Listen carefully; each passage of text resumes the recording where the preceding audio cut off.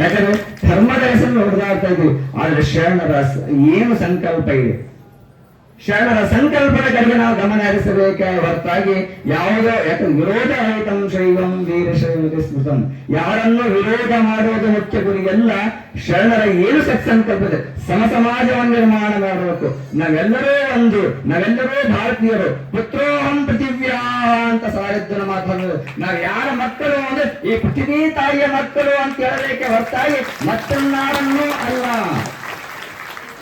ಜಾತಿ ಮತ ಪಂಥ ಧರ್ಮಗಳಿಂದ ಹೊಡೆದಾಡೋದು ಬೇಡ. ಯಾಕಂದ್ರೆ ನಾವು ಯಾರ ಮಕ್ಕಳು ಅಂದ್ರೆ ಪೃಥ್ವಿ ತಾಯಿಯ ಮಕ್ಕಳು ಅಂತ ಹೇಳ್ಬೇಕು, ಪೃಥ್ವಿ ತಾಯಿಯ ಮಕ್ಕಳು ಅಂತ ಹೇಳ್ಬೇಕು. ಯಾಕಂದ್ರೆ ಇದು ನಾನು ಹೇಳ್ತಾ ಇರೋ ವಾಕ್ಯವಲ್ಲ, ಅಥರ್ವವೇದ ಹೇಳ್ತಾ ಇದೆ, ಅಥರ್ವವೇದ ಹೇಳ್ತಾ ಇದೆ.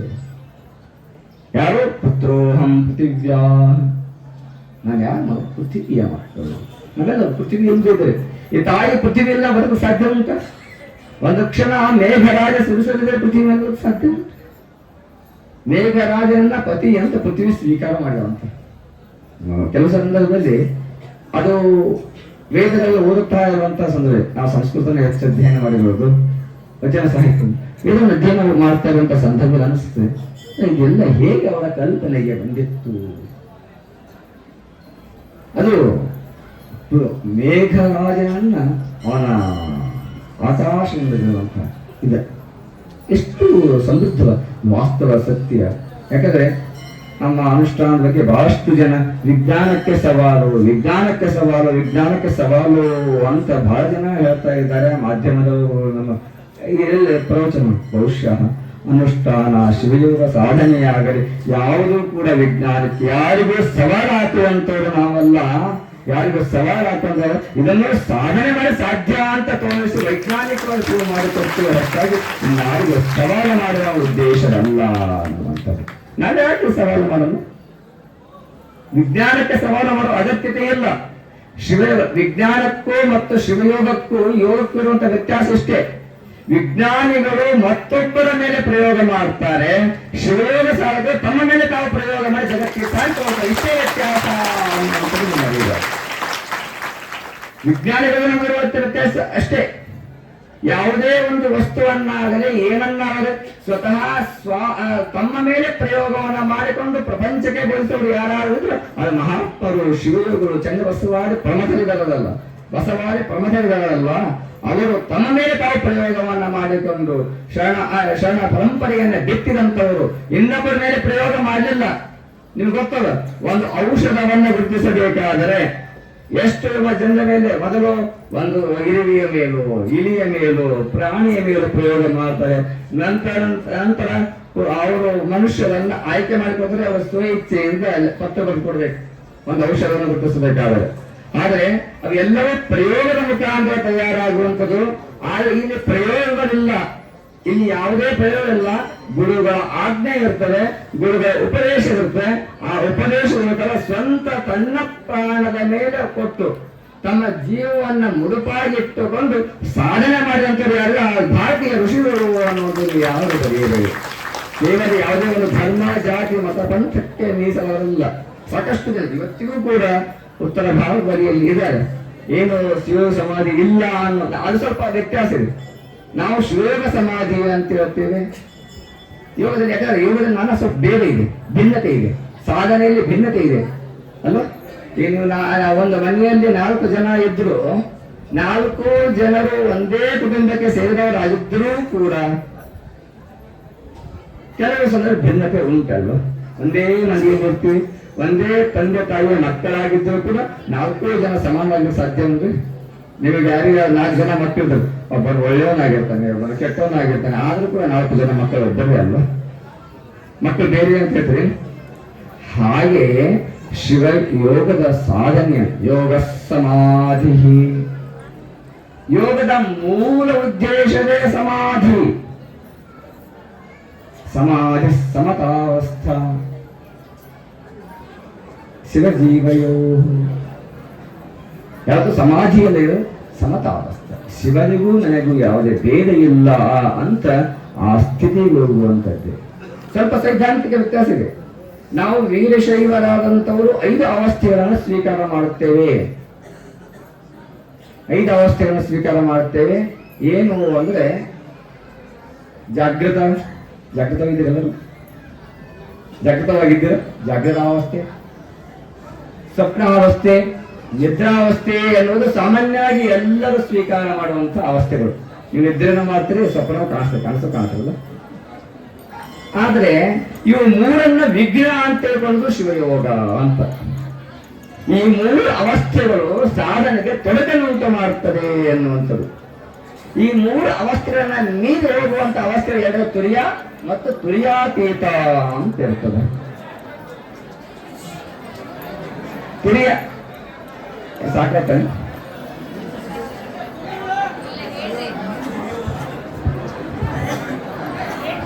ಸಾಕಾಯ್ತಾ?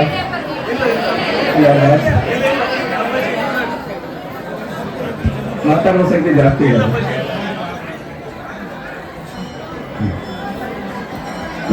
ತುರ್ಯಾತೀತಾವಸ್ಥೆ ಅನ್ನೋದು ಆ ತುರ್ಯ ಮತ್ತು ತುರ್ಯಾತೀತಾವಸ್ಥೆಗೆ ಇಲ್ಲಿ ವೀರಶೈವರಲ್ಲಿ ಮಾತ್ರ ಈ ತುರ್ಯಾತೀತಾವಸ್ಥೆಯನ್ನು ಅಪ್ಪಿಕೊಂಡಿದ್ದಾರೆ. ಕೆಲವರು ಇನ್ನು ಉಳಿದಂತಹ ದರ್ಶನಗಳು, ಯಾಕಂದ್ರೆ ನಮ್ಮ ಹತ್ರ ವಿವಿಧ ಸೈದ್ಧಾಂತಿಕ ದೇಶಗಳಿವೆ. ಶಾಂಕರ ಪರಂಪರೆ ಆಗಿರ್ಬೋದು, ಮಾಧ್ಯ ಪರಂಪರೆ ಆಗಿರ್ಬೋದು, ತುರ್ಯಾವಸ್ಥೆಯನ್ನು ಒಪ್ಪಿಕೊಂಡಿದ್ದಾರೆ, ತುರ್ಯಾತೀತಾವಸ್ಥೆಯನ್ನು ಒಪ್ಪಿಕೊಂಡಿಲ್ಲ ಅನ್ನುವಂಥದ್ದು ಈ ಅವಸ್ಥೆಗಳು. ಇದರ ಜೊತೆಗೆ ಇನ್ನೊಂದು ಅವಸ್ಥೆ ಇದೆ, ನಮ್ಮ ಡಾಕ್ಟರ್ ಕೂತಾರ ನೋಡ್ರಿ, ಅವ್ರಿಗೆ ಕೇಳಿ. ಏನು ಜಾಗೃತಾವಸ್ಥೆ, ಸ್ವಪ್ನಾವಸ್ಥೆ, ನಿದ್ರಾವಸ್ಥೆ ಜೊತೆಗೆ ವೈದ್ಯರು ಒಪ್ಪುವಂತ ಅವಸ್ಥೆ ಇನ್ನೊಂದಿದೆ. ಯಾವ್ದ್ರಿ? ಮೂರ್ಛಾವಸ್ಥೆ ಅಂತ. ಅನ್ಕಾನ್ಶಿಯಸ್ ಅಂತ ಅವರು ಇಂಗ್ಲಿಷ್ ನಾವಲ್ಲಿ ಮೂರ್ಛಾವಸ್ಥೆ ಅಂತ ಹೇಳಿದ್ವಿ. ಯಾಕಂದ್ರೆ ಅವರೆಲ್ಲ ಇಂಗ್ಲಿಷ್ ಮೀಡಿಯಂ ಓದ್ತಾರಲ್ಲ, ಅಲ್ಲಿ ಕನ್ನಡ ಮಾಧ್ಯಮ. ಕಾನ್ಶಿಯಸ್, ಅನ್ಕಾನ್ಶಿಯಸ್, ಸಬ್ ಕಾನ್ಶಿಯಸ್ ಅಲ್ಲ, ಅದು ಮೂರು ಬರ್ತದೆ. ಕಾನ್ಶಿಯಸ್, ಅನ್ಕಾನ್ಶಿಯಸ್, ಸಬ್ ಕಾನ್ಶಿಯಸ್ ಅಂತ ಅವರು ವಿಭಾಗ ಮಾಡ್ತಾರೆ.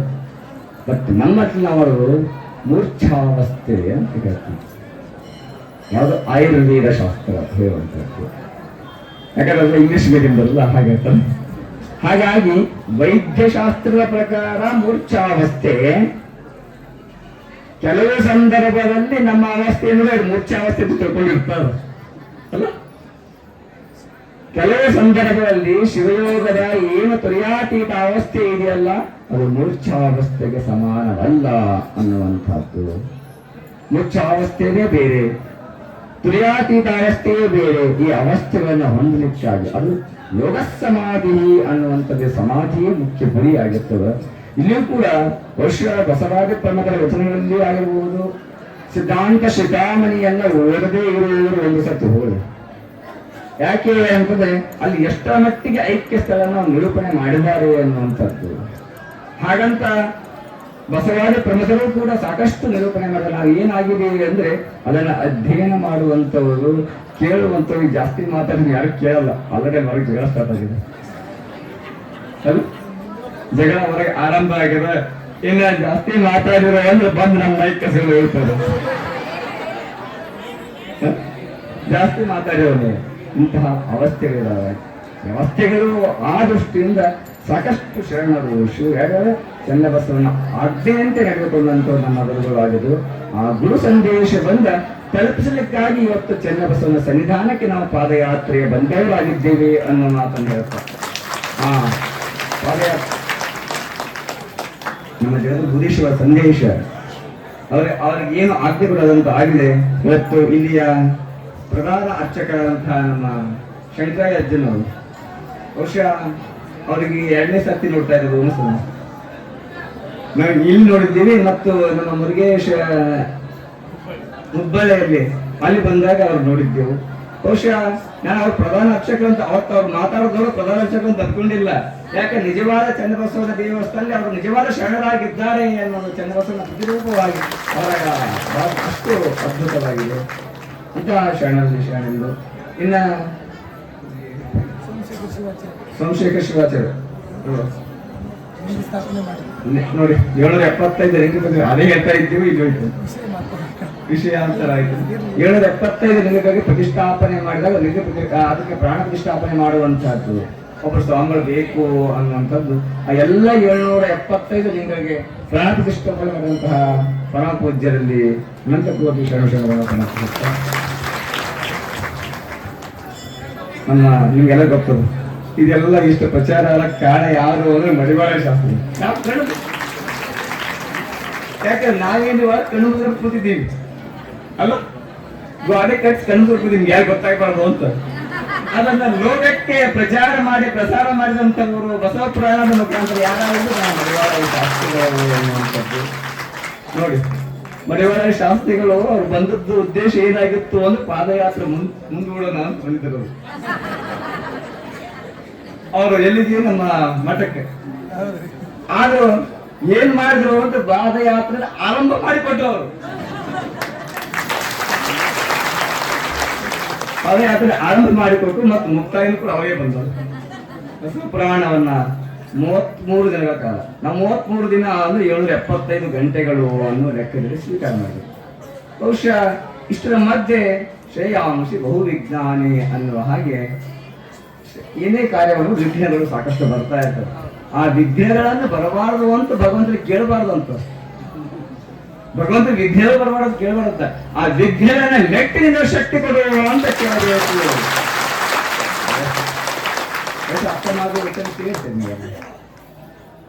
ಹಾಗಾಗಿ ವಿಘ್ನಗಳನ್ನ ಮೆಟ್ಟಿ ನಿಲ್ಲುವಂತ ಶಕ್ತಿ ಕೊಡುವ ಅಂತ ಕೇಳಬೇಕು. ಹಾಗಾಗಿ ವಿಘ್ನಗಳ ಮೆಟ್ಟಿ ನಿಲ್ಲುವಂತ ಶಕ್ತಿ ಕೊಡದೇ ಇದ್ರು ವಿಘ್ನಗಳ ಜಲಕ್ಕೆ ತಿಳಿಯುವಂತ ಭಕ್ತರನ್ನ ನಮ್ಮ ಬಸವಾದಿ ತಮ್ಮರು ಕಂಡಿದ್ದಾರೆ ಅನ್ನುವ ಮಾತನ್ನು ಕೇಳಬೇಕು. ಯಾಕಂದ್ರೆ ವಾಸ್ತವವಾಗಿ ನಾವಲ್ಲಿ ಬಂದಾಗ, ಇಲ್ಲಿ ಬಂದಿಲ್ಲ ನಮ್ಮ ಶಿವಲಿಂಗಪ್ಪ ಮಾಸ್ಟರ್, ನೀವು ಗೆದ್ದಿಗೆ ಹೋಗಿ ಬರೀ ನನ್ನ ಪರ್ಮಿಷನ್ ಕೊಡ್ತೀರಿ ಎಂದರು. ಎಲ್ಲಿ ನಮ್ಮ ಆ ಸ್ಥಿತಿಯಲ್ಲಿ ನಡೆದು ಹೋಗುವ ಸ್ಥಿತಿಯಲ್ಲಿ ಇರಲಿಲ್ಲ. ಅದು ಯಾರೋ ಇವತ್ತು ನಾವು ಅಲ್ಲಿಂದ ಇಲ್ಲಿ ನೋಡ್ಕೊಂಡು ಬಂದಿದ್ದೀವಿ ಅಂದ್ರ ಅದು ನಮ್ಮ ಶಕ್ತಿ ಅಲ್ಲ, ನಿಮ್ಮೆಲ್ಲರ ಭಕ್ತಿಯ ಪ್ರಭಾವ. ಅದು ನಿಮ್ಮೆಲ್ಲರ ಭಕ್ತಿಯ ಪ್ರಭಾವ ಅಂತ ಹೇಳ್ಬೇಕಾಗ್ತದೆ. ನಮ್ಮ ಭಕ್ತರ ಭಕ್ತಿಯ ಮುಂದೆ ಯಾವುದೂ ಏನು ಆಗೋದಿಲ್ಲ ಅಂದ್ರೆ ಎಷ್ಟು ಏನು ಹೇಳ್ಕೊಳ್ದು ಅಷ್ಟು ದಿನದವರೆಗೂ ಬಂದು ಮುಟ್ಟಿದ್ದೀವಿ ಅಂದ್ರೆ. ಯಾಕಂದ್ರೆ ಹಿಂದೆ ಶ್ರೀಶೈಲ ಪಾದಯಾತ್ರೆ ಮಾಡಿದಂತಹ ಸಂದರ್ಭದಲ್ಲಿ ಸಾಕಷ್ಟು ನೋವು ಅನುಭವಿಸಿದೀವಿ. ನಮ್ಗೆ ಬಹುಶಃ ಒಂದು ಹೆಜ್ಜೆ ಮುಂದಿಡಕ್ ಆಗ್ತಿರ್ಲಿಲ್ಲ. ನಮ್ಮ ಭಕ್ತರು ಚವಣ್ಣವರು ಬಂದವರ ನಾವು ಇಲ್ಲಿನ ಅಡ್ಡಪಲಕ್ಕೆ ತಗೊಂಡು ಹೋಗ್ತೀವಿ ಅಂತ ಕೂತರು. ನಿಮ್ಗೆ ತಲೆ ಕೆಟ್ಟರೆಂದು ನೀವು ತಂತ್ರಗೊಂಡು ಬೇಜಾರು ಮಾಡ್ಕೊಂಡಿರು. ಎಲ್ಲ ಸಂಕಲ್ಪ ಈಡೇರುವವರೆಗೂ ನಾವು ಇದು ಮಾಡೋದಿಲ್ಲ ಅಂತ. ಯಾಕಂದ್ರೆ ನಿಮ್ಮನ್ನ ನಹಿನಿಂದ ನಿಮಿತಂಭವತಿ ಅಂತ ಬೈಯುವಂಥದ್ದು ನೀವು ಬೈಯುವಂತ ಉದ್ದೇಶವಾಗಿರೋದಿಲ್ಲ. ಬಹಳಷ್ಟು ಜನ ನಮ್ಮ ಅಜ್ಜ ಬೈತಾ ಇದ್ದಾರೆ. ಯಾಕಂದ್ರೆ ಅದನ್ನ ಸರಿದಾರಿತರ ಉದ್ದೇಶವರೆಗೂ ನನ್ನ ಬೈಯುವಂಥದ್ದು ನಿಮ್ಮನ್ನ ಬೈಯುವ ಉದ್ದೇಶದಲ್ಲ, ಸಂಕಲ್ಪ ಈಡೇರಬೇಕು ಅನ್ನೋ ಉದ್ದೇಶದಿಂದ ಕೆಲವು ಸಂದರ್ಭದಲ್ಲಿ ಎಲ್ಲರನ್ನೂ ಬೈದಿದ್ದೀವಿ. ಸ್ವಲ್ಪ ಮಡಿವಾಳ ಶಾಸ್ತ್ರಿಗಳು ಸ್ವಲ್ಪ ಬೈದಿರ್ತೀವಿ, ಅದೇ ಅವ್ರಿಗೆ ಬೇಜಾರು ಮಾಡ್ಕೊಳ್ಳೋದಿಲ್ಲ. ಯಾಕಂದ್ರೆ ನಿಮ್ಮನ್ನು ಊರಲ್ಲ ಎಲ್ಲ ಕಡೆ. ಕಾರಣ ಏನು ಅಂದ್ರೆ ಯಾವುದೇ ಒಂದು ಸಂಕಲ್ಪ ವ್ಯಕ್ತಗೊಂಡಾಗ ಆ ಸಂಕಲ್ಪದ ಪರಿಪೂರ್ಣ ಕಡಿಮೆ ಮನಸ್ಸಿರ್ತದೆ ಹೊರತಾಗಿ ಹಾಸ್ಪಿಟಲ್ ಕಡೆ ಅಲ್ಲ ಅನ್ನುವಂಥದ್ದು. ಅವರೆಲ್ಲ ಸಾಕಷ್ಟು ಪ್ರಯತ್ನ ಪಟ್ಟಲ್ಲ. ಆ ವೈದ್ಯರು ಬಹುಶಃ ಗದಗ ಜಿಲ್ಲಾ ಆಸ್ಪತ್ರೆಯವರು ಅವರ ಪ್ರಯತ್ನ ಶತಪ್ರಯತ್ನ ಪಡ್ತಾರೆ. ಆದ್ರೂ ಕೂಡ ಇದಾಗುದಿಲ್ಲ. ಇಲ್ಲ, ಅವರೆಲ್ಲರೂ ಕೂಡ ರೆಡಿಯಾಗಿದ್ರು. ಇಲ್ಲ, ಫಸ್ಟ್ ನಾವು ಎಲ್ಲಿ ಹೋಗ್ಬೇಕು, ಉಳಿವಿಗೆ ಹೋಗ್ಬೇಕಾಗದ. ಎಲ್ಲಿವರೆಗೂ ಉಳಿ ಹೋಗೋದ್ರೆ ನೀವು ಏನ್ ಬೇಕಾದ್ರೆ ಆರಾಮಾಗೋದಿಲ್ಲ ಅಂತ ಹೇಳ್ಬಿಟ್ಟು ನಾವು ಇವೇ ಚಂದ್ರಸ್ತ್ರ ನಾವು ಹೋಗಿ ಬರುವಾಗ ನಾವು ವಿಚಾರ ಆಗ್ತೀವಿ ಇರಬಹುದು. ಯಾಕಂದ್ರೆ ಶರೀರ ಗೆದ್ದ ಮೇಲೆ ರೋಗಗಳು ಬಂದೇ ಬರ್ತವೆ ಅಲ್ಲ. ದುಃಖತ್ರಯಗಳು ಶರೀರ ಇರುವವರೆಗೂ ರೋಗಗಳು ಬರೋದು, ರೋಗಗಳು ಸಾಮಾನ್ಯ. ಅದಕ್ಕಾಗಿ ನಾವು ಭಯಪಡುವ ಅವಶ್ಯಕತೆ ಇಲ್ಲ. ಆದ್ರೆ ಯಾಕೆ 60 ನಮ್ಮ ಹನಗಲ್ ಕುಮಾರಶ್ರೀಗಳು ಅವರನ್ನ ಇವತ್ತು ನೆನೆಸ್ತಾರೆ. ಅವರು ಕೂಡ ಅನಾರೋಗ್ಯವಾದಂತಹ ಸಮಯದಲ್ಲಿ ಹನಗಲ್ ಕುಮಾರಶ್ರೀಗಳು ಅನಾರೋಗ್ಯವಾದಂತಹ ಸಂದರ್ಭದಲ್ಲಿ ಅಲ್ಲಿ ಬಂದ ಎಲ್ಲರೂ ಹೇಳ್ತಾರೆ, ಅಪ್ಪರೇ ನೀವು ಆರೋಗ್ಯ ಕಡೆ ಗಮನ ಕೊಡಿ ಅಂತ ಯಾರನ್ನ ನಮ್ಮ ತಂದೆ ಅಂತ ಸ್ವೀಕಾರ ಮಾಡಿ ಎಲ್ಲ ಸಭೆಗಳು ಇದೆ. ನಮ್ಮ PhD ಆಗಿರ್ಬೋದು, ME ಆಗಿರ್ಬೋದು, ಎಲ್ಲದಲ್ಲೂ ನಮ್ಮ ತಂದೆ ಯಾರು ಎಲ್ಲ ಗುರುಕುಮಾರ ಸ್ವಾಮಿ ಅಂದ್ರೆ ಅಂತಹ ತಂದೆಯ ಮಗನಾದಂತಹ ನಾನು ಹಣದ ಗುರುಕುಮಾರೇಶ್ವರು ಈ ಸಮಾಜ ಬಹಳ ದುಃಖದಲ್ಲಿದೆ, ನೀನು ನನ್ನ ಆರೋಗ್ಯವನ್ನು ವಿಚಾರಿಸುವ ಸಮಾಜ ಆರೋಗ್ಯದ ಗಮನ ಹರಿಸು ಅಂತ ಹೇಳಿದ್ರು. ಆ ಹಾನೆಲ್ಲ ಗುರುಕುಮಾರೇಶ ಅಂತ ಯಾರ ಸರ್ಟಿಫಿಕೇಟ್ ತಂದೆ ಅಂತ ಸ್ವೀಕಾರ ಮಾಡಿದ್ರು ಬಹಳ ದುಃಖ ಆಯ್ತು. ಸಂಕಲ್ಪ ಭಂಗವಾಗ್ತಾ ಇದೆಯಲ್ಲ ಅಂತ ನೋವಾಯಿತು. ಕೆಲವು ಸಂದರ್ಭದಲ್ಲಿ ವೈದ್ಯ ಯಾರು ಬೈಯುವ ಉದ್ದೇಶವಾಗಿರಲಿಲ್ಲ. ಮಳೆ ಇಲ್ಲ ಅಂತ ಜನ ಇದು ಇದಾಗಿದ್ದಾರೆ, ನಮ್ಮ ರೈತರು ಇದಾಗಿದ್ದಾರೆ, ಸಂಕಲ್ಪ ಭಂಗವಾಗಿದೆ. ನಾನು ಹೇಳಿದೆ, ನಮ್ಮ ಸಂಕಲ್ಪ ಭಂಗವಾದ ನಮ್ಮ ಆರೋಗ್ಯ ಸುಧಾರಿಸುವುದಿಲ್ಲ. ಎಲ್ಲಿವರೆಗೂ ಸಂಕಲ್ಪ ಇರುವುದಿಲ್ಲ. ನೀವು ಎಷ್ಟೇ ಏನೇ ಮಾಡಲು ಸಾಧ್ಯವಿಲ್ಲ, ಹೋಗಲೇಬೇಕು ಅನ್ನೋ ಹಠದಿಂದ ಇಲ್ಲಿ ಯಾವ ಉದ್ದೇಶವಾಗಿದೆ. ಸಂಕಲ್ಪ ಭಂಗವಾಗಿದೆ. ಆ ಸಂಕಲ್ಪ ಭಂಗ ಈಡೇರಿಸಬೇಕು ಅಂತ ಪಾಪ ಅಲ್ಲಿ ಎಲ್ಲ ವೈದ್ಯರು ಕೂಡ ಆಗಲೇ ಎಲ್ಲರೂ ನೀವು ಕರ್ಕೊಂಡು ಹೋಗ್ರಿ ಅಂತ ಅವರು ಅನುಮತಿಯನ್ನು ನೀಡಿದರು. ಅನುಮತಿ ನೀಡಿದ ಆದರೆ ನಾವು ಗದಗದಿಂದಲೇ ಹಾಸ್ಪಿಟ್ಲಿಂದಲೇ ಪಾದಯಾತ್ರೆ ಆರಂಭ ಮಾಡಬೇಕು ಅನ್ನೋ ಉದ್ದೇಶ ನಮ್ಮದಾಗಿತ್ತು. ಆದರೆ ಕೆಲವರು ನಮ್ಮ ಜೊತೆಗೆ ಇಲ್ಲ ಭಕ್ತರೆಲ್ಲರ ಅಭಿಪ್ರಾಯ, ಯಾಕಂದ್ರೆ ನಾವು ಓದಿ ಹೋಗುವುದಿಲ್ಲ ಅನ್ನೋ ಒಂದು ನಿಯಮ ಇದೆ. ಹಾಸ್ಪಿಟ್ಲಿಗೆ ಬಂದ್ರೆ ಹಾಸ್ಪಿಟಲ್ ಪಾದಯಾತ್ರೆ ಮಾಡಬೇಕು ಅಂದು ಎಲ್ಲ ಅಂತರ್ಗಂತರದ ಜನ ಒಪ್ಪೋದಿಲ್ಲ, ಅವ್ರು ಒಪ್ಪಿಲ್ಲ, ಜಗಳ ಆಡ್ತಾರೆ. ಹಾಗೆ ಅಂದಕ್ಕೆ ಕೊನೆಯ ಮೂಮೆಂಟ್ ಅಲ್ಲಿ ನಾವು ಅಂತರ್ಗಂತರು ಇವತ್ತು ಪಾದಯಾತ್ರೆ ಮಾಡ್ಬೇಕಾಯ್ತು. ಇಲ್ಲ ಅಂದ್ರೆ ಅದೇ ಹಾಸ್ಪಿಟಲ್ ಪಾದಯಾತ್ರೆ ಬರ್ಲಿಕ್ಕೆ ನಾವು ಸಿದ್ಧರಾಗಿದ್ದೆವು. ಬಂದಂತ ಎಲ್ಲರಿಗೂ ಬಹುಶಃ ನಮ್ಗೆ ಅನಿಸ್ತದ, ಇಲ್ಲಿವರೆಗೂ ನಾವು ಯಾವತ್ತು ಪಾದಯಾತ್ರೆ ಮಾಡಿ ಶ್ರೀಶೈಲ ಮಾತ್ರ ನೆನಪು ಬರ್ತಾ ಇತ್ತು. ಈಗ ಎಲ್ಲವನ್ನ ಮರೆಸಿ ಯಾವ್ದಾದ್ರು ಪಾದಯಾತ್ರೆ ಒಳ್ಳೆಯ ಪಾದಯಾತ್ರೆ, ಚನ್ನಬಸವನ ಪಾದಯಾತ್ರೆ ಅಂತ ಹೇಳ್ತೀವಿ. ಯಾಕೆ ಅಂದ್ರೆ ಹೇಳಿ, ಬಸವಣ್ಣನಿಗೆ ಒಬ್ಬರೇ ಒಬ್ಬ ಮಗ ಇದ್ದ. ಯಾರು? ಬಾಲಸಂಗಯ್ಯ ಅಂತ. ಅವನು ಬಾಲ್ಯದಲ್ಲೇ ತೀರ್ಕೊಳ್ತಾನೆ. ಬಾಲಸಂಗಯ್ಯ ಆ ಬಾಲ್ಯದಲ್ಲೇ ಬಾಲಸಂಗಯ್ಯ ತೀರಿಕೊಂಡರೂ ಕೂಡ ಸಮಾಜವನ್ನು ತಿದ್ದುವಲ್ಲಿ, ಸಮಾಜವನ್ನ ಸರಿಪಡಿಸುವಲ್ಲಿ ಹಿಂದೆ ಸಾಕಲಿಲ್ಲ ಬಸವಣ್ಣ. ಸಮಾಜ ನಿರ್ಮಾಣ ಮಾಡುವಂಥದ್ದು ಅವರು ವಾಸ್ತವವಾಗಿ ಇವತ್ತು ಲಿಂಗಾಯತ ಧರ್ಮ ಅಂತ ಹೇಳ್ಬೋದು. ಬಸವಣ್ಣ ಅವರನ್ನು ಹೇಳಲೇ ಇಲ್ಲ. ಎಲ್ಲಿಯೂ ಕೂಡ ಲಿಂಗಾಯತ ಧರ್ಮ ಅಂತ, ಲಿಂಗಾಯತ ಅನ್ನುವ ಪದ ಲಿಂಗವಂತ ಅನ್ನುವ ಪದ ಪ್ರಯೋಗವಾಗಿದೆ ಹೊರತು ವಚನ ಸಾಹಿತ್ಯದಲ್ಲಿ ಲಿಂಗಾಯತ ಅನ್ನುವ ಪದ ಇಲ್ಲ. ವಚನ ಸಾಹಿತ್ಯ ನಾನು ನೋಡಿದ ಮಟ್ಟಿಗೆ. ಮತ್ತದು ಯಾಕಂದ್ರೆ ನಾವು ಸಂಶೋಧಕರಾಗಿ ಇವತ್ತು ಪ್ರಿಂಟಾದ ಗ್ರಂಥಗಳನ್ನು ನಾವು ಒಪ್ಪುವುದಿಲ್ಲ. ಮೂಲ ಹಸ್ತಪ್ರತಿಯನ್ನ ಮತ್ತೆ ಪ್ರತಿಪಾದನೆ ಮಾಡ್ತೇವೆ, ನೋಡ್ತೇವೆ, ಸರ್ಚ್ ಮಾಡ್ತೇವೆ. ನಾವು ಮೂಲ ಹಸ್ತಪ್ರತಿಯನ್ನ ಇದು ಯಾವ ಹಸ್ತಪ್ರತಿಯಿಂದ ಸ್ವೀಕಾರ ಮಾಡಲಾಗಿದೆ ಅಂತ ಎಲ್ಲಿಯೂ ಕೂಡ ಲಿಂಗಾಯತ ಅನ್ನುವಂಥ ಪದ. ಆದ ಲಿಂಗಾಯತ ಅನ್ನು ಆಯತ, ಸ್ವಾಯತ, ಸನ್ನಿಹಿತನಾದ ಮೂರು ಆಗಬೇಕು ಅಂತ. ಒಂದು ಆಯತ, ಸ್ವಾಯತ, ಸನ್ನಿಹಿತ ಅನ್ನೋದು ಮೂರು ತತ್ವ. ಆಯತ ಅಂದ್ರೆ ಇದು ಬರಮಾಡಿಕೊಳ್ಳುವುದು, ಯಾವ ಇಷ್ಟ ಲಿಂಗವನ್ನ ಬರಮಾಡಿಕೊಳ್ಳುವಾಗ. ಸ್ವಾಯತ ಲಿಂಗದಲ್ಲಿ ತನ್ನನ್ನೇ ತಾನು ಅಡಗಿಸಿಕೊಳ್ಳುವಾಗ. ಇವೆರಡರ ಸಮ್ಮಿಳನವೇ ವೀರಶೈವವಾಗುತ್ತೆ. ವೀರಶೈವ ಆರಂಭದೇ ಇದೆ. ವೀರಶೈವ ಅಂದ್ರೆ ವಿರೋಧ ರಹಿತಂ ಶೈವಂ ವೀರಶೈವ. ಯಾರನ್ನೂ ವಿರೋಧ ಮಾಡುವುದಿಲ್ಲ, ಯಾರನ್ನೋ ದ್ವೇಷುವುದಿಲ್ಲ. ನಾವೆಲ್ಲರೂ ಒಂದು ಏನು ಈ ಪೃಥ್ವಿ ತಾಯಿಯ ಮಕ್ಕಳು ನಾವು ಅಂತ ಸ್ವೀಕಾರ ಮಾಡಿ ಎಲ್ಲರಿಗೂ ಸಮಸಮಾಜವನ್ನ ವಿರೋಧ ರಹಿತವಾಗಿ ಎಲ್ಲರಂದ ಅಂತ ಪ್ರತಿಪಾದನೆ ಮಾಡುವಂತಹ ಧರ್ಮವೇ ಅದು ವೀರಶೈವ ಧರ್ಮ ಅನ್ನುವಂಥದ್ದು ಯಾರು ನಡೆಯುವ. ಹಾಗಾಗಿ ನೀವೆಲ್ಲರೂ ಇಲ್ಲಿ ವೀರಶೈವ ಅಂದ ತಕ್ಷಣ ಲಿಂಗ ಕಟ್ಟಿಕೊಂಡವರು ಮಾತ್ರ ವೀರಶೈವರು ಅಂತಲ್ಲ. ಯಾರು ಎಲ್ಲರನ್ನ ವಿರೋಧ ಮಾಡದೆ, ಯಾರನ್ನೂ ವಿರೋಧ ಮಾಡದೆ ಸಮಸಮಾಜದಡಿಗೆ ಕೊಂಡೋದ್ರು ಎಲ್ಲರೂ ವೀರಶೈವರೇ ಅನ್ನುವಂಥದ್ದು ನೆನಪಲ್ಲಿಟ್ಟುಕೊಳ್ಳಿ. ಲಿಂಗಧಾರಣೆ ನಂತರ ಅದು ಬೇರೆ ಆಗಮದಲ್ಲಿ ಭಿನ್ನ ಭಿನ್ನ ರೀತಿ ಇದೆ. ಸೈದ್ಧಾಂತಿಕ ಸ್ವಲ್ಪ ವ್ಯತ್ಯಾಸವೂ ಕೂಡ ಇದೆ. ಅದರ ಬಗ್ಗೆ ನಾವು ಚರ್ಚೆ ಮಾಡುವುದು ಬೇಡ. ಹಾಗಾಗಿ ನೀವೆಲ್ಲರೂ ಇವತ್ತು ಪಾದಯಾತ್ರೆಯಲ್ಲಿ ಪಾಲ್ಗೊಂಡಿದ್ದೀರಿ. ನಿಮ್ಮೆಲ್ಲರಿಗೂ ಕೂಡ ಬಹುಶಃ ನಾವಿವತ್ತು ಅಲ್ಲಿಂದ ಎಲ್ಲಿ ಅಂತೂರು ಬೆಂತೂರು ಶ್ರೀಮಠದಿಂದ ಇಲ್ಲಿವರೆಗೂ ಪಾದಯಾತ್ರೆ ಬಂದಿದ್ದೀವಿ ಅಂದ್ರೆ ವೈದ್ಯರಿಗೂ ಎಲ್ಲರಿಗೂ ಆಶ್ಚರ್ಯ ಆಗಿರ್ತದೆ. ಯಾಕೆ ಅಂದ್ರೆ ಒಂದು ಹೆಜ್ಜೆ ಮುಂದಿರಕ್ಕೆ ಆಗ್ತಾ ಇರಲಿಲ್ಲ. ಆ ಹೆಜ್ಜೆ ಮುಂದಿರ್ಲಿಕ್ಕೆ ಬಲ್ಲಾರುವಂತ ಅಜ್ಜವರು ಇವತ್ತು ಉಳಿವಿ ಚನ್ನಬಸವನಿಗೆ ಇಷ್ಟು ಬೇಗ ಮುಟ್ಟಿದ್ದಾರೆ ಅಂತಂದ್ರೆ ಅದಕ್ಕೆ ಯಾರು ಕಾರಣಕ್ಕೆ ಅಂತ ನೀವೆಲ್ಲ ಭಕ್ತರ ಭಕ್ತಿಯೇ ಕಾರಣ.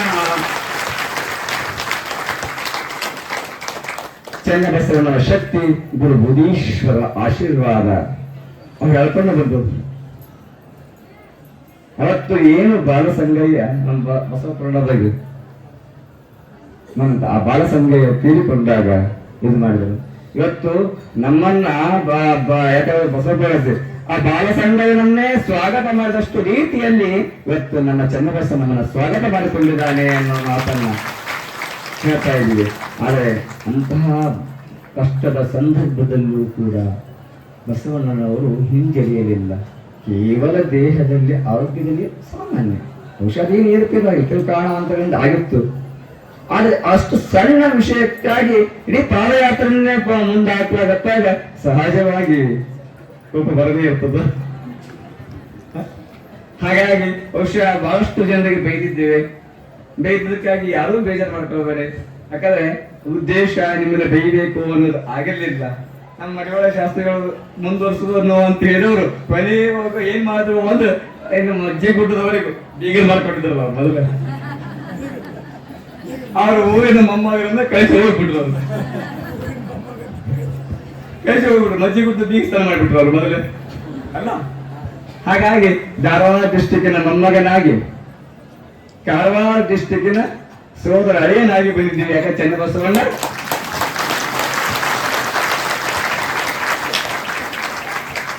ಇದು ಸಂಬಂಧ ಬರುವುದು ಅಲ್ಲ. ಚನ್ನಬಸವಣ್ಣ ನಮಗೆ ಸೋದರ ಮಾವ ಆಗ್ಬೇಕಲ್ವ. ಅಂತಹ ಒಂದು ಕ್ಷೇತ್ರಕ್ಕೆ ಬಂದಾಗ ನಮ್ಮ ಶಾಸ್ತ್ರಿಗಳು ಶಿಂಸೆ ಶಾಸ್ತ್ರಿಗಳು ಅವರ ಮೊದಲು ನೋಡಿದ್ವಿ. ಅವರಷ್ಟು ಅದ್ಭುತ. ಅವರಲ್ಲಿ ಶರಣ ಸಮರ್ಪಿಸುತ್ತೆ. ಮತ್ತೆಲ್ಲರೂ ಕೂಡ ಇಲ್ಲಿ ನೀವೆಲ್ಲರೂ ಬಹಳ ಪ್ರಯತ್ನ ಪಟ್ರಿ. ಮಡಿವಾಳ ಶಾಸ್ತ್ರಿ ನಾಳೆಗೆ ಇವತ್ತು ಬಂದಿದ್ದೀರಿ ದರ್ಶನ ಕೊಡಬೇಕು ಅನ್ನೋದು ಇದೆ. ನಾಳೆ ಲಿಂಗ ದೀಕ್ಷೆ ಪಡೆಯುವಂತವರು ಮಾತ್ರ ಈ ರೂಮ್ನಲ್ಲಿ ಪ್ರವೇಶ ಇರ್ತದೆ. ಹೆಸರು ಕೊಟ್ಟಿದ್ದೀರಿ ನೀವು. ಯಾಕಂದ್ರೆ ಅದು ಚಿಕ್ಕದಿದೆ, ಒಳಗೆ ಸಾಕಷ್ಟು ಜನ. ನನಗೆ ಅನಿಸ್ತದ ನೋಡಿ ಎಷ್ಟು ಅದ್ಧೂರಿಯಾಗಿ ಸ್ವಾಗತ ಮಾಡ್ಕೊಂಡ ಒಂದು ಚನ್ನಬಸವೇಶ್ವರ ಜಾತ್ರೆ ಎಷ್ಟು ದೊಡ್ಡದಂತ ನಮ್ಗೆ ಗೊತ್ತಿಲ್ಲ. ಎಷ್ಟು ಜನ ಬರ್ತಾರೋ ಗೊತ್ತಿಲ್ಲ. ಯಾಕಂದ್ರೆ ನಮ್ಮನ್ನ ಸ್ವಾಗತ ಮಾಡು ಮತ್ತೊಂದು ಅಥವಾ ಈ ಕ್ಷಣ ಯೋಚನೆ ಮಾಡ್ತಾ ಇದ್ದೇನೆ ನಾನು ಅಲ್ಲ. ಇಲ್ಲಿವರೆಗೂ ಯಾವ ಅನುಷ್ಠಾನ ಮಾಡಿದ್ರು 60 ಅನುಷ್ಠಾನ ಆಗಿದೆ. 16 ಶಿವಯೋಗ ಸಮಾಜಗಳು ಹಾಸ್ಪಿಟ್ಲಿಗೆ ಹೋದ ಉದಾಹರಣೆ ಇರಲಿಲ್ಲ. ಅದು ಯಾಕೆ ಈ ಸರ್ತಿ ನಾವು ಹಾಸ್ಪಿಟಲೈಸೇಷನ್ ಆಗುವ ಅವಶ್ಯಕತೆ ಏನಿತ್ತು? ಅಂತಹದ್ದು ಏನಾಗಿತ್ತು? ನಾವೇನು ಮಹತ್ತರವಾದ ಮಾಡಿಲ್ಲ. ಕೇವಲ 775 ವರ್ಷ ಮಧ್ಯದಲ್ಲಿ ನಾವೆಲ್ಲಿ ಅಂತ ಸಣ್ಣ ಶಿವಯೋಗ ಸಮಾಧಿಯಲ್ಲಿ ಹಾಸ್ಪಿಟಲೈಸೇಷನ್ ಆಗುವ ಅವಶ್ಯಕತೆ ಏನಿತ್ತು ಅಂತ ಯೋಚನೆ ಮಾಡ್ತಿದ್ವಿ. ಅದು ಚನ್ನಬಸವನ ಉದ್ದೇಶ ಬೇರೆ ಆಗಿತ್ತು. ಯಾಕಂದ್ರೆ ಇನ್ನು ಲಿಂಗ ದೀಕ್ಷೆನ ಕೊಡ್ತಾ ಗುರುಪೂರ್ಣಿಮೆ ದಿವಸ ಲಿಂಗ ದೀಕ್ಷೆನ ಆಗಬೇಕು ಅನ್ನುವ ದೃಷ್ಟಿಯಿಂದ ಅದೇ ಯೋಗ ಅನ್ನುವಂತಲ್ಲ ನಾವು ಅಂದುಕೊಂಡದ್ದು ಆಗೋದಿಲ್ಲ. ಅವರ ಚನ್ನಬಸವನ ಉದ್ದೇಶ ಆಗಿತ್ತು. ಯಾಕೆ ಇಡೀ 12ನೇ ಶತಮಾನದಲ್ಲಿ ಗುರುವಾಗಿ ದೀಕ್ಷೆಯನ್ನ ನೀಡಿದಂತವರು, ಸಂಸ್ಕಾರವನ್ನು ಕೊಟ್ಟಂತವರು ಯಾರು ಚನ್ನಬಸವನ ಮಾತ್ರ ಅನ್ನುವಂಥದ್ದನ್ನು ಮರೆಯಬಾರದು. ಚನ್ನಬಸವನ ಮಾತ್ರ ಅನ್ನುವಂಥದ್ದನ್ನು ಮರೆಯಬಾರದು. ಅಂತಹ ಮಹಾತ್ಮರ ಸನ್ನಿಧಾನಕ್ಕೆ ಬರುವ ಸಂದರ್ಭದಲ್ಲಿ ಆಷಾಢ ಮಾಸ ಇದೆ, ಗುರುಪೌರ್ಣಿಮೆ ದಿವಸ ಇದೆ. ಒಂದ್ ವೇಳೆ ನಾವು ಬೇಗ ಬಂದಿದ್ದೇವೆ ಅಂದ್ರೆ 8 ದಿವಸ ಮೊದಲೇ ಹೋಗ್ತಿದ್ದೇವೆ. ಅದಾಗಬಾರದು. ಇಲ್ಲಿ ಇಡೀ ಆ ಚನ್ನಬಸವನ ಉದ್ದೇಶ ಆಗಿತ್ತು ಸಮಸಮಾಜವನ್ನು ನಿರ್ಮಾಣ ಮಾಡುವಂಥದ್ದು. ನಾವು ಇಲ್ಲಿಯವರೆಗೂ ಕೂಡ ಯಾವುದೇ ಜಾತಿ ಮತ ಬಂಧವನ್ನ ನೋಡಿ ಲಿಂಗ ಧಾರಣೆ ಮಾಡಿಲ್ಲ. ಎಲ್ಲ ಪಾದಯಾತ್ರೆಯಲ್ಲೂ ಕೂಡ, ಯಾಕಂದ್ರೆ ಈವನ್ ಕೆಲವು ಸಂದರ್ಭದಲ್ಲಿ ಇಸ್ಲಾಂ ಧರ್ಮದಲ್ಲೂ ಕೂಡ ನಾವು ಉಪದೇಶವನ್ನ ಮಾಡಿದ್ದೇವೆ ಅನ್ನುವಂಥದ್ದು. ಅವರ ಸ್ವ ಇಚ್ಛೆಯಿಂದ ಯಾರು ಬಂದರೂ ಕೂಡ ಅವರಿಗೆ. ಹಾಗಾಗಿ ಇಲ್ಲಿ ಜಾತಿ ಮತಪಂಥ ಇಲ್ಲ. ನಾವೆಲ್ಲರೂ ಒಂದು ಮನುಕುಲ ತಾನೊಂದು ಅಂತ ಹೇಳಬೇಕು. ನಾವೆಲ್ಲರೂ ಮಾನವರು. ಯಾಕಂದ್ರೆ ನಾವೆಲ್ಲರೂ ಜೀವಿಗಳು. ನಾವೆಲ್ಲರೂ ಒಂದಾಗಿ ಒಂದಾಗಿ ಬಾಳಲಿಕ್ಕೆ ಹೊರತಾಗಿ ಆ ಧರ್ಮದ ರವಂದ್ರ ಅವ್ರು ಇದಾಕೊಂಡು ನಾವು ಕೇಸರಿ ಹಾಕೋತೀವಿ, ನಾವು ಏನೇನೋ ಮಾಡುವಂಥದ್ದು ಧರ್ಮವಾಗುವುದಿಲ್ಲ. ನಿಟ್ಟಿನಲ್ಲಿ ಎಲ್ಲರೂ ಒಂದಾಗಿ ಚೆಂದಾಗಿ ಬಾಳಬೇಕು ಅನ್ನೋ ದೃಷ್ಟಿಯಿಂದ ನಾಳೆ ಯಾರು ಲಿಂಗ ದೀಕ್ಷೆಯನ್ನ ಪಡೆಯಬೇಕು ಅಂತ ತಿಳ್ಕೊಂಡಿದ್ದೀರಿ ಅವರಿಗೆ ಮಾತ್ರ ಕರೆಕ್ಟ್. ಅನಂತರ ಹೇಳಿದ ಶಾಸ್ತ್ರ ಹೇಳಿದ ಹಾಗೆ, ಇನ್ನು ಉಳಿದಂತ ಶಾಸ್ತ್ರ ಹೇಳಿದ ಹಾಗೆ ನಂತರ ಪ್ರತಿಯೊಬ್ಬರಿಗೂ ಕೂಡ ನಾವು ಯಾರಿಗೆ ಒಂದು ರುದ್ರಾಕ್ಷಿ, ಒಂದು ಭಸ್ಮ ನಾವು ಎಲ್ಲ ಪಾಳ್ಯದಲ್ಲಿ ಕೊಡ್ತೀವಿ. ಲಿಂಗ ದೀಕ್ಷೆ ಅಲ್ಲೇ ಇರೋರಿಗೆ ಎಲ್ಲರಿಗೂ ಅದನ್ನ ಕೊಡುವಂತ ವ್ಯವಸ್ಥೆ. ಒಂದು ರುದ್ರಾಕ್ಷಿ ನೀವು ನಿಮ್ಮ ದುಶ್ಚಟಗಳನ್ನ ಬಿಡಿ. ಈಗ ಭಿಕ್ಷೆ ಪದಾರ್ಥ ಉದ್ದೇಶ ಏನು? ಇಲ್ಲಿ ಉಳಿವೆಯಲ್ಲೂ ಕೂಡ ಕೇಳಬೇಕಾಗಿದೆ. ಉಳಿದ ಜನ ಎಷ್ಟಿದೆ? ಉಳಿಯೋರು ಯಾರಿದ್ದಾರೋ ಇಲ್ಲೋ? ಉಳಿಯುವ ಮಹಾಕ್ಷೇತ್ರ ಇದೆ ಅಲ್ಲ. ಬಟ್ ಎಲ್ಲ ಕಡೆಗೂ ವಾದ 1 ದಿವಸ ಕೇಳ್ತಾನೆ ಬಂದ್ವಿ. ಆದ್ರೆ ಇಲ್ಲಿ ಉಳಿಯುವ ಮಹಾಕ್ಷೇತ್ರದಲ್ಲಿ 7 ದಿವಸ ಕೇಳ್ತೀವಿ. ನಾವು ಹುಬ್ಬಳ್ಳಿಯಲ್ಲೂ ಕೇಳಿದ್ದೀವಿ. ಹುಬ್ಬಳ್ಳಿಯಲ್ಲೂ ಕೂಡ ಅವರು ನಗರಸಭೆಯವರು ನಾವು ಮಾಂಸಾಹಾರ ಮತ್ತು ಮದ್ಯವನ್ನ ಸೋಮವಾರ ನಿಷೇಧ ಮಾಡ್ತೀವಿ ಅಂತ ಹೇಳಿದ್ದಾರೆ. ಅವರು ಒಂದು 3 ತಿಂಗಳು ತೆಗೆದುಕೊಂಡಿದ್ದಾರೆ ಹುಬ್ಬಳ್ಳಿ ನಗರವರು. ಈ ಬಹುಶಃ ಇದು ನಗರಸಭೆಯೋ ಅಥವಾ ಗ್ರಾಮ ಪಂಚಾಯತಿ ಅಧ್ಯಕ್ಷ, ಗ್ರಾಮ ಪಂಚಾಯತಿ ಅದು ಇಲ್ಲಿ ಮಾಂಸದ ಅಂಗಡಿ ಇಲ್ಲ ಅಂತ ತಿಳ್ಕೊಂಡಿದ್ದೀವಿ. ಧನ್ಯವಾದ. ಯಾರು ಮಾತಾಡ್ತಿದ್ದಾರೆ ಮತ್ತು ಯಾರು ಕುಡಿಯೋದಿಲ್ಲ ಅಂತ ತಿಳ್ಕೊಂಡಿದ್ದೀವಿ ಊರಾಗೆ. ಇಲ್ಲ, ಇಲ್ಲಿ ಯಾರೂ ಇಲ್ಲ ಅಂತ ನಾವು ಕೇಳೋ ಅವಶ್ಯಕತೆ ಇಲ್ಲ ಅಲ್ಲ. ಜಗಳ ಆಡೋದಿಲ್ಲ ಅಂತ ತಿಳ್ಕೊಂಡಿದ್ದೀವಿ. ಸ್ವಲ್ಪ ಇದೆ ಅದು ಮತ್ತು ದಾನ ಕೊಟ್ರಿ ಅಂತ ಕೇಳ್ತೀನಿ ಅಲ್ಲ. ಯಾವುದೇ, ಯಾಕಂದ್ರೆ 12ನೇ ಶತಮಾನ ಮೂಲ ಉದ್ದೇಶವೇ ಅದಾಗಿತ್ತು. ಬಹುಶಃ ಕೆಲವರ ಬಗ್ಗೆ ನಾವು ಹೇಳುವುದಿಲ್ಲ, ಏನೇನೋ ತಪ್ಪು ಕಲ್ಪನೆಗಳಿಂದ ಸಮಾಜವನ್ನ ಹರಿಗೆಡಿಸುವಲ್ಲಿ, ಧರ್ಮವನ್ನ ಹರಿಗೆಡಿಸುವ ಪ್ರಯತ್ನ. ಧರ್ಮ ಅನ್ನುವಂಥದ್ದು ನಮ್ಮ ಆಚರಣೆಯಿಂದ ಬರಬೇಕೆ ಹೊರತಾಗಿ ಕೋಲು ಬಡಿಗೆಯಿಂದಲ್ಲ. ಅವರದು ಮಾಡಿದ್ದಾರೆ, ಇವರು ಮಾಡಿದ್ದಾರೆ ಅಂತ ಕೋಲು ತೆಗೆದುಕೊಂಡು ಬಡಿಗೆ ತೆಗೆದುಕೊಂಡು ಅದು ಆಗೋದಿಲ್ಲ ಧರ್ಮದಲ್ಲಿ. ಯಾಕಂದ್ರೆ ಧರ್ಮದ ಮುಖ್ಯ ಉದ್ದೇಶ ಧಾರಣ ಪೋಷಣಯೋ, ಧರಿಸು ಪೋಷಿಸು ಅನ್ನುವ ಅರ್ಥದಲ್ಲಿ ಧರ್ಮ ಎನ್ನುವಂತ ಪದ. ಇನ್ನು ಕರ್ತವ್ಯ ಅನ್ನುವ ಅರ್ಥದಲ್ಲೂ ಕೂಡ ಧರ್ಮ ಅನ್ನುವಂಥದ್ದು ನಾನಾ ಅರ್ಥದಲ್ಲಿ ಧರ್ಮ ಅನ್ನುವಂಥದ್ದು. ಯಾಕಂದ್ರೆ ತಾಯಿಯ ಧರ್ಮ ಏನು? ಮಕ್ಕಳನ್ನ ಪೋಷಿಸುವಂಥದ್ದು. ತಂದೆಯ ಧರ್ಮ ಅವ್ರನ್ನ ಸರಿಯಾಗಿ ತಿದ್ದಿ ನಡೆಸುವಂಥದ್ದು. ಗುರುವಿನ ಧರ್ಮ ಏನು? ಉಪದೇಶ ಮಾಡೋದು. ಹೀಗಾಗಿ ಆ ಅರ್ಥದಲ್ಲೂ ಕೂಡ ಧರ್ಮ ನಾನಾ ಅರ್ಥಗಳಿದೆ ಧರ್ಮ ಅನ್ನೋ ಶಬ್ದಕ್ಕೆ. ಆದ್ರೆ ಧರ್ಮ ಅನ್ನೋ ಶಬ್ದಕ್ಕೆ ಎಲ್ಲಿಯೂ ಕೂಡ ಕೋಲ್ತು ಅಂದ್ರೆ ಎರಡಾರು ಜಗಳ ಅನ್ನೋ ಅರ್ಥ ಇಲ್ಲ. ಅದನ್ನ ನೆನಪಲ್ಲಿ ಇಟ್ಟುಕೊಳ್ಳಿ. ಯಾಕಂದ್ರೆ ಎಲ್ಲರೂ ಒಂದು. ಧರ್ಮ ಅನ್ನುವಂಥದ್ದು ಯಾವುದೇ ಧರ್ಮವಾಗಿರಬಹುದು, ಧರ್ಮದ ಸಾಧಕರಿಗೆ ಹಿಂಸೆಯನ್ನ ಈವನ್ ಇಸ್ಲಾಂ ಧರ್ಮದಲ್ಲೂ ಕೂಡ, ಕ್ರೈಸ್ತ ಧರ್ಮದಲ್ಲೂ ಕೂಡ ಹಿಂಸೆಗೆ ಪ್ರಾಧಾನ್ಯತೆ ಕೊಟ್ಟಿಲ್ಲ. ಅಲ್ಲಿಯೂ ಕೂಡ ಅದನ್ನೇ ಇದೆ, ಅಶ್ರಫುಲ್ ಮಹತ್ವ ಅಂತ ಹೇಳ್ತಾರೆ ಎಲ್ಲರೂ ಕುರಾನ್ನಲ್ಲಿ. ನಾವು ಅದನ್ನೇ ತತ್ವಂ ಅಸಿ, ನೀನೇ ಅದ ಯಾವುದು ಭಗವಂತ, ಅದೇ ಅಶ್ರಫುಲ್ ಮಹತ್ವ ಅಂತ ಕುರಾನ್ನಲ್ಲಿ ಹೇಳ್ತಾರೆ. ಹೀಗಾಗಿ ಪ್ರತಿಯೊಬ್ಬರೂ ಕೂಡ ಸಮಾನರು. ಧರ್ಮದ ಹೆಸರಿನಲ್ಲಿ ಯಾರಾದ್ರೂ ಹೊರಗಾಡ್ತಾರೆ ಅಂದ್ರೆ ಅವರು ಅಧರ್ಮದೇ ಹೊರತು ಧಾರ್ಮಿಕರಲ್ಲ ಅನ್ನೋದು ನೆನಪಲ್ಲಿಟ್ಟುಕೊಳ್ಳಬಾರದು. ಧರ್ಮದ ಹೆಸರಲ್ಲಿ ಹೊಡೆದಾಡುವುದು. ಧರ್ಮ ಅನ್ನೋದು ಪರಿವರ್ತನೆ ಮಾಡ್ಲಿಕ್ಕಿದೆ ಹೊರತಾಗಿ ಜಗಳ ಹಚ್ಚಲಿಕ್ಕಲ್ಲ. ಧರ್ಮ ಯಾವತ್ತು ಒಬ್ಬರಿಗೊಬ್ಬರು ಜಗಳ ಆಡ್ಲಿಕ್ಕೆ ಕೇಳುವುದಿಲ್ಲ. ಧರ್ಮ ಯಾವತ್ತು ಒಬ್ಬರನ್ನೊಬ್ಬರು ಒಂದುಗೂಡಿಸುತ್ತದೆ ಆ ಧರ್ಮ.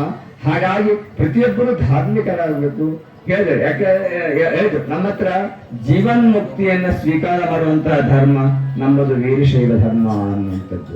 ಸತ್ತ ಮೇಲೆ ಹೋಗುವಂತ ಸಿದ್ಧಾಂತ ನಮ್ಮ ವೀರಶೈವದಲ್ಲಿಲ್ಲ. ಯಾಕಂದ್ರೆ ಜೀವನ್ ಮುಕ್ತಿಯನ್ನ ಇದ್ದಾಗಲೇ ಮೋಕ್ಷವನ್ನ ಹೊಂದುವಂಥದ್ದು. ಯಾಕಂದ್ರೆ ಉಳಿಯೋರೆಲ್ಲ ಬೇರೆ ಬೇರೆ ಇದೆ ನಮ್ಮ ಭಾರತೀಯ ಪರಂಪರೆಯಲ್ಲಿ, ಅವೆಲ್ಲ ಹೇಳಲಿಕ್ಕೆ ಆಗೋದಿಲ್ಲ. ಯಾಕಂದ್ರೆ ನೀವೆಲ್ಲ ಕೇಳಿದ್ರಿ ಆ ಎಲ್ಲ ರೀತಿಯಲ್ಲಿ. ಆದರೆ ಜೀವನ್ ಮುಕ್ತಿಯನ್ನ ಹೊಂದಿರುವಂತಹ ಒಂದು ಧರ್ಮ ಇಬ್ಬರಲ್ಲಿ ಒಂದು ಶಾಂಕರ ಪರಂಪರೆಯವರು ಕೂಡ ಜೀವನ್ ಮುಕ್ತಿಯನ್ನು ಒಪ್ಪುತ್ತಾರೆ.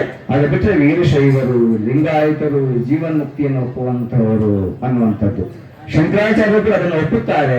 ಶಂಕರಾಚಾರ್ಯ ಪರಂಪರೆ ಮತ್ತು ವೀರಶೈವ ಪರಂಪರೆಗಳು ಅವಿನಾಭಾವ ಸಂಬಂಧ ಇದೆ. ಆ ನಿಟ್ಟಿನಲ್ಲಿ ನಾಳೆಯ ಲಿಂಗ ದೀಕ್ಷೆ ಒಂದು ಅಂತವರು ಬೆಳಿಗ್ಗೆ, ನಂತರ ಉಳಿದಂತವರು ಎಲ್ಲರಿಗೂ ಲಿಂಗ ದೀಕ್ಷೆಯ ನಂತರ ಅದೆಲ್ಲರ ಜವಾಬ್ದಾರಿ ಇಲ್ಲಿ ನಮ್ಮ ಅಪ್ಪಾಜಿ ಮೊದಲಾಗಿ ಅವರ ಜವಾಬ್ದಾರಿಯಲ್ಲಿ ಉಳಿದಂತೆ ಎಲ್ಲರೂ ಇದನ್ನ ಮುಂದುವರಿಸೋಣ. ಮುಂದೆ ನೀವೆಲ್ಲರೂ ಇವತ್ತು ಪ್ರತಿಜ್ಞೆ ಮಾಡಿ ಇಲ್ಲಿ ಬಂದವರೆಲ್ಲ ಇಲ್ಲಿ ಬಂದಿದ್ದೀವಿ. ಯಾರೋ ಚನ್ನಬಸವಣ್ಣ ಸ್ಥಾನಕ್ಕೆ ನಾವು ಬಂದಿದ್ದೀವಿ. ಇನ್ನು ಮೇಲೆ ಪಾದಯಾತ್ರೆಯಲ್ಲಿ ಭಾಗವಹಿಸಿದವು. ಇಲ್ಲಿವರೆಗೆ ಊರು ಕೇಳ್ಕೊಂಡು ಬಂದಿದ್ದೀವಲ್ಲ, ಇಲ್ಲಿಯವರೆಗೆ ಆಯಾ ಊರಲ್ಲಿ ಭಿಕ್ಷೆ ಕೇಳ್ತಾ ಬಂದಿದ್ದೀವಿ. ಈಗ ನನ್ನ ಜೊತೆ ಪಾದಯಾತ್ರೆಗಳಾಗಿ ಬಂದಿರಲ್ಲ, ನಿಮ್ಮ ಹತ್ರ ಭಿಕ್ಷೆ ಕೇಳ್ಬೇಕಲ್ಲ.